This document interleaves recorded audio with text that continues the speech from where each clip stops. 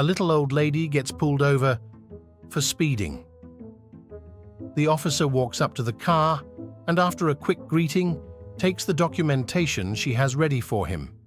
He notices she has a concealed carry license, so he asks, "Ma'am, do you have a firearm in the vehicle?" She replies, "Well, yes, sir, I do."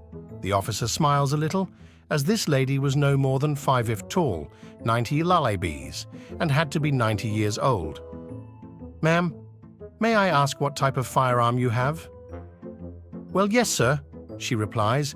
"I've got a 9mm in my purse, a 45 in the center console, and a Magnum in the glove compartment." The officer is taken back a little. "Is that it?" he asks, half kidding. "Well, no. I do have a pistol-grip shotgun in the trunk as well," she says.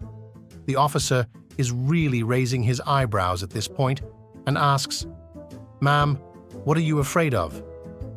The little old lady smiles sweetly and replies, "Not a goddamned thing." A man walks out to the street and catches a taxi just going by.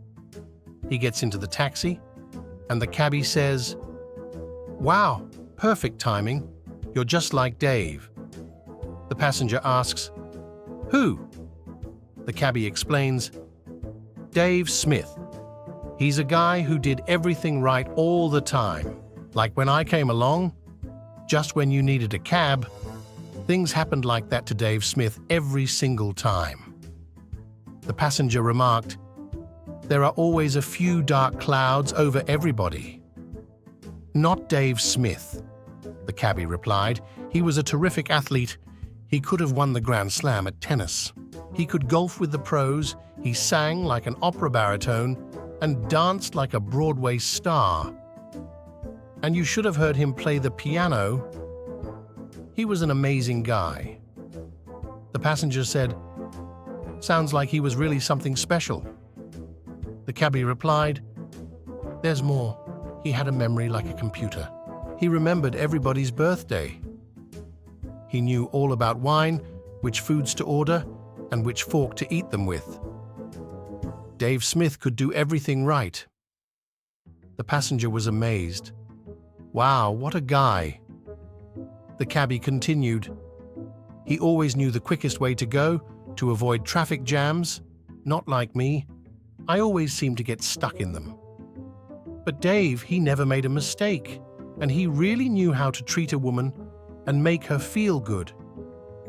He would never answer her back, even if she was in the wrong. And his clothing was always immaculate, shoes highly polished too. He was the perfect man. He never made a mistake." No one could ever measure up to Dave Smith.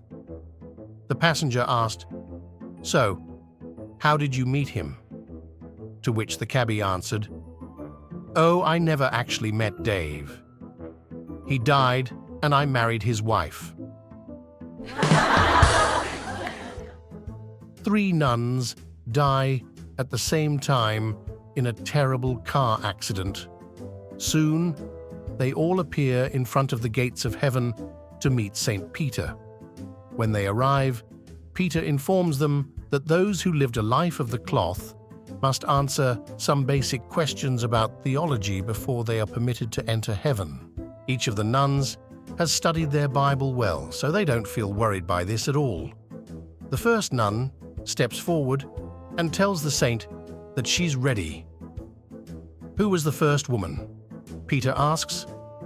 "That's easy," exclaims the nun. "Eve was."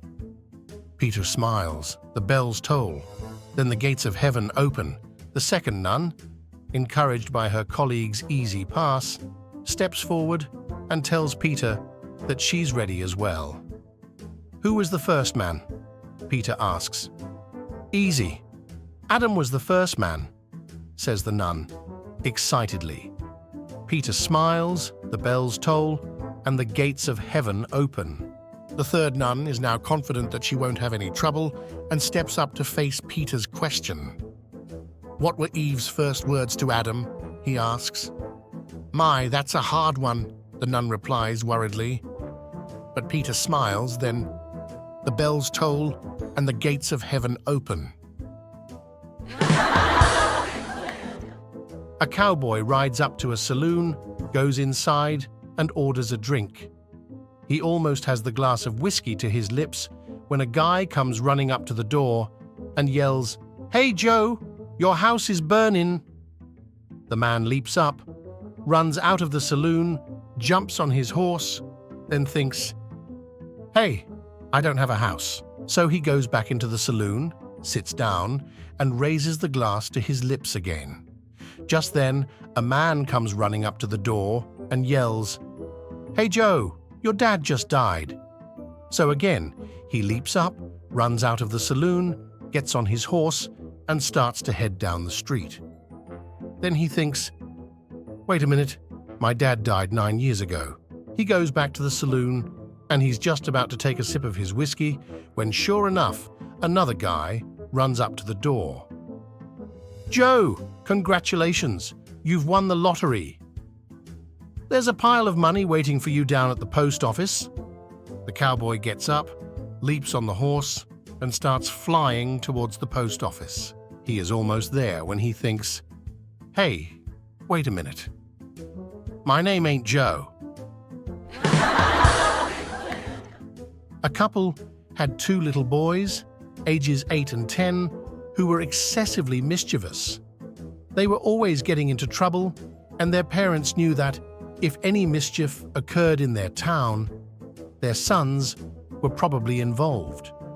The boy's mother heard that a clergyman in town had been successful in disciplining children, so she asked if he would speak with her boys. The clergyman agreed, but asked to see them individually. So, the mother sent her 8-year-old first, in the morning, with the older boy to see the clergyman in the afternoon. The clergyman, a huge man with a booming voice, sat the younger boy down and asked him sternly, "Where is God?" The boy's mouth dropped open, but he made no response, sitting there with his mouth hanging open, wide-eyed. So the clergyman repeated the question in an even sterner tone, "Where is God?" Again, the boy made no attempt to answer, so the clergyman raised his voice even more and shook his finger in the boy's face and bellowed, "Where is God?" The boy screamed and bolted from the room, ran directly home, and dove into his closet, slamming the door behind him. When his older brother found him in the closet, he asked, "What happened?" The younger brother, gasping for breath, replied, "We are in big trouble this time. God is missing, and they think we did it." A guy dies, goes to hell, and meets Satan. Satan says to the man, "Nowadays, people entering hell can choose their own personal hell. I will take you to a series of doors, and you will look inside, then tell me if that is where you would like to spend eternity." The man agrees, and Satan takes him down a long, dark hallway. Satan opens the first door. The man looks inside and sees thousands of people standing on their heads on a hardwood floor. The man says, "This looks too uncomfortable. Show me the next room, please." Satan then walks the man down to the second door. The man looks inside and sees thousands of people standing on their heads on a concrete floor. The man says, "This is even worse. Please show me another room." Satan nods and takes him to the third door, and the man looks inside. He sees thousands of people standing knee-deep in human waste, all drinking coffee. The man says, "This is the place for me." Satan then asks, "Are you sure? Once the door closes, you can never go back." The man says, "I'm positive. I do love coffee." The man steps in, and Satan closes the door. Just before the man can get comfortable, a voice on the loudspeaker says, "Coffee break is over. Back on your heads." A guy calls a company and orders their 5-day, 5 lb weight loss program.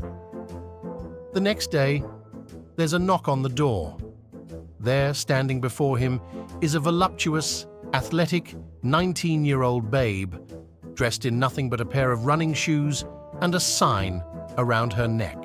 She introduces herself as a representative of the weight loss company. The sign reads, "If you can catch me, you can have me." Without a second thought, he takes off after her. A few miles later, puffing and puffing, he finally gives up. The same girl shows up for the next 4 days and the same thing happens. On the 5th day, he weighs himself and is delighted to find he has lost 5 pounds as promised. He calls the company and orders their 5-day, 10 pounds program. The next day, there's a knock at the door and there stands the most stunning, beautiful, sexy woman he has ever seen in his life. She is wearing nothing but running shoes and a sign around her neck that reads, "If you catch me, you can have me." Well, he's out the door after her like a shot. This girl is in excellent shape, and he does his best to catch her, but no such luck. So for the next 4 days, the same routine happens with him gradually getting in better and better shape. Much to his delight, on the 5th day, when he weighs himself, he discovers that he has lost another 10 pounds as promised. He decides to go for broke and calls the company to order the 7-day, 25 pounds program. "Are you sure?" asks the representative on the phone. "This is our most rigorous program." "Absolutely," he replies. "I haven't felt this good in years." The next day there's a knock at the door, and when he opens it, he finds a huge, muscular guy standing there, wearing nothing but pink running shoes and a sign around his neck that reads, "If I catch you, you are mine." Subscribe to the channel. This is important. It will help me continue my work.